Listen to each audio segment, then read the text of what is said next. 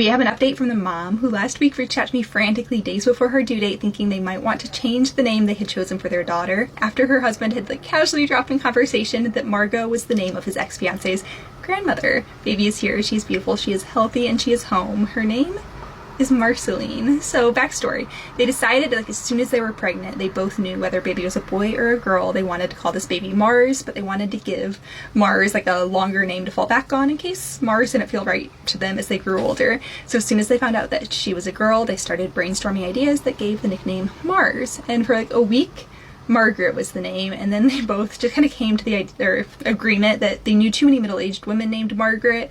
And at first they were excited with the idea of revitalizing the name with a new baby, and then they were no, it just feels too middle-aged. And then they found Margot.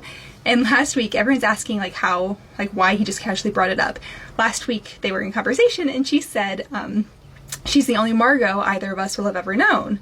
And her husband's like, no, that was my ex-fiance's grandma's name. And he said he just didn't realize it was going to be a big deal. And she said it wouldn't have been a big deal, but all of the hormones and the stress, and all of a sudden she just felt like that's not this baby's name, and she panicked. And that's when she reached out to me, and we found Marceline. And now she's here, and both of them have said Marceline feels like such a great fit for her. She does not feel like a Margot at all. So it was kind of fate that everything worked out the way that it did. And he wanted to apologize to everyone in the comments who was mad at him. He said he just wasn't thinking, but they both enjoyed reading through the comments, and I enjoyed reading through the comments and the conversation that took place. I hope everyone's having a great day.